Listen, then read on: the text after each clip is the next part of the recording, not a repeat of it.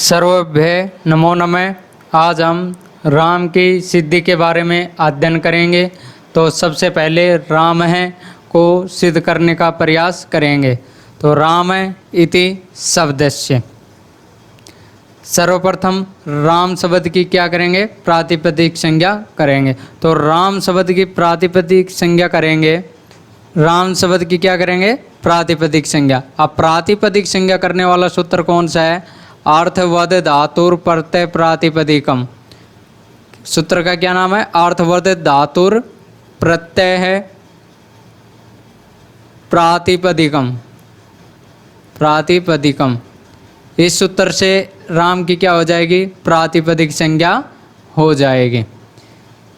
अब जब हम यहाँ प्रातिपदिक संज्ञा कर देते हैं तो उसके बाद एक सूत्र आता है न्याप प्रातिपदिकात प्रत्यय है प्रश्चय। इन सूत्र की सहायता से यहाँ हम प्रत्यय का आगम करेंगे। किन सूत्रों की सहायता से? न्याप प्रातिपदिकात, प्रातिपदिकात, और दूसरा सूत्र कौन सा है? प्रत्यय है। और तीसरा सूत्र कौन सा है? प्रश्चय। इन सूत्रों की सहायता से इति सहकारेण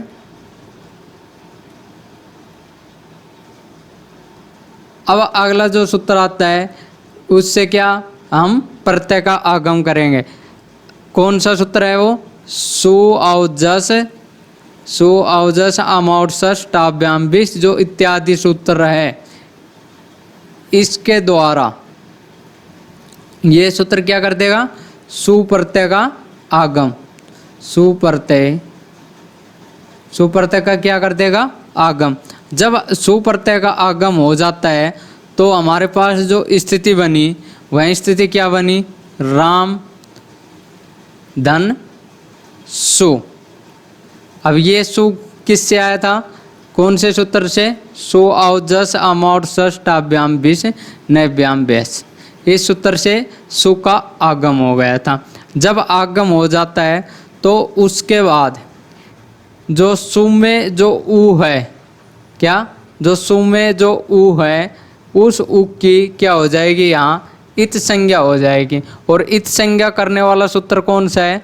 उपदेश अजनुनासिका इत, अजनुनासिका इत। इस सूत्र से क्या हो जाएगी?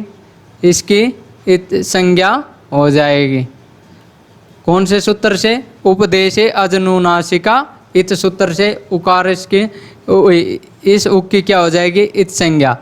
लिख देता हूँ यहाँ पर उकारस्य इत संज्ञायाम,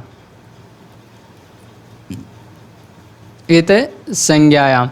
अब जब इत संज्ञा हो जाती है तो उसके बाद में इसका उकार का क्या हो जाता है? लोप। और उकार का लोप करने वाला सूत्र कौन सा है?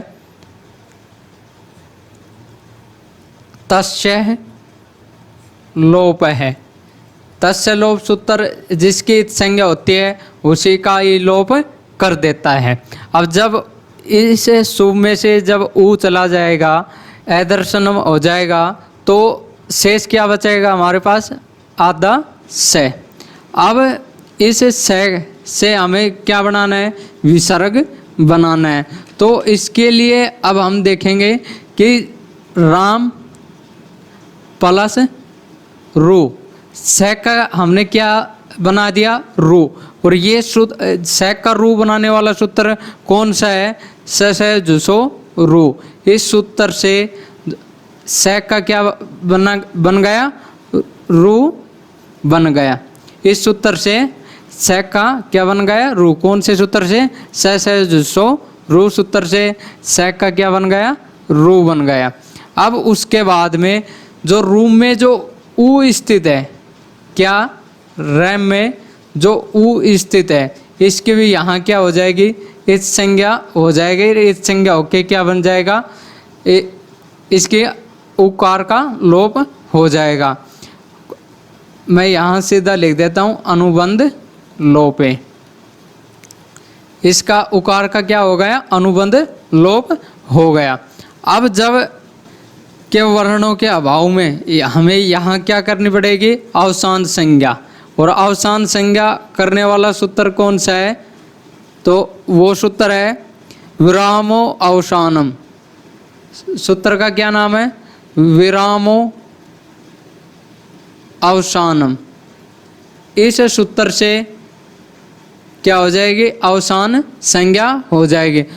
क्योंकि वर्णों के अभाव में कौन सी संज्ञा होती है, वर्णों के अभाव में अवसान संज्ञा होती है। और अवसान जो संज्ञा करने वाला सूत्र है वह है विरामो अवसानम। जब हम अवसान संज्ञा कर देते हैं तो इस हलंत रैक के स्थान पर विसर्ग हो जाता है। और विसर्ग जो करने वाला जो सूत्र है उसका नाम है खरव्यवसानियों विसर्जनीय। सूत्र का क्या नाम है, खरव्यवसानियों विसर्जनीय। इस सूत्र से हलंत रैक के स्थान पर विसर्ग कर देता है। अब यहाँ हम जब वर्ण संयोग करेंगे तो राम है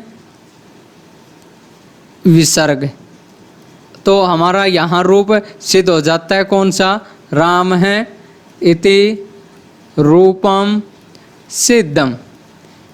ये रूप हमारे पास सिद्ध हो गया। एक बार मैं आपको बता देता हूँ। सर्वप्रथम हमने क्या किया, इसकी राम शब्द की प्रातिपदिक संज्ञा की। प्रातिपदिक संज्ञा करने के बाद में न्याप प्रातिपदिकात प्रश्चय प्रत्यय है, इन सूत्रों की सहायता से सो अवजस अमौर्षस टाभ्याम विष नैभ्याम वैस इत्यादि सूत्रेण के द्वारा हमने यहाँ सु प्रत्यय का आगम किया। जब हमारे पास सु प्रत्यय आ जाता है तो उसके बाद हमारी स्थिति बनती है राम है धन प्लस धन सु, यह स्थिति बनती है हमारे पास। और जब इस सु जो सु प्रत्यय आया था उस सु में जो उत था उसकी हमने सर्वप्रथम क्या की, इत संज्ञा। और इत संज्ञा करने वाला सूत्र कौन सा है, उपदेशे अजनुनासिका इत। इस सूत्र से हमने उकार की क्या कर दी, इत संज्ञा। अब जब किसी भी वर्ण की इत संज्ञा हो जाती है तो उसका लोप भी हो जाता है। और लोप करने वाला सूत्र कौन सा है, तस्य लोप है। जब उकार का क्या हो गया था, लोप हो गया था, तो या आद्या बचा से, तो इस से को रू में बदलने का जो कार्य किया वह किस सूत्र ने किया, से जुसो रू। इस सूत्र ने क्या किया, इस से को रू में बदल दिया, या से के स्थान पर रू का आदेश हो गया। अब जब रू में जो ऊ स्थित था, क्या जो रू में जो ऊ स्थित था उसकी क्या कर दिया हमने, इत संज्ञा करके तस्य लोप से उसका लोप कर दिया। तो यहाँ हमने लिख दी शॉर्टकट में अनुबंध लोप है। जब अनुबंध लोप हो जाता है तो हमारे पास बचता है हलंत रह। तो जब हलंत रह बचता है तो हमारे वर्णों के अभाव में हमें क्या करनी होती है, अवसान संज्ञा। और अवसान संज्ञा करने वाला सूत्र है विरामो अवसानम। इस सूत्र से हमने अवसान संज्ञा कर दी। और अवसान संज्ञा करने के बाद में हमने रैक को विसर्ग में बदल दिया। और रैक को विसर्ग में बदलने वाला सूत्र का नाम है खरव्यवसानियों विसर्जनीय। इस सूत्र के सहायता से हमने रैक को विसर्ग में बदल दिया। रैम से बदल जाता है तो हमारा जो रूप बनता है वह बनता है राम है। इसी के साथ हमारा यह भी रूप सिद्ध हो जाता है। जय तो संस्कृतम जय तो भारतम। धन्यवाद।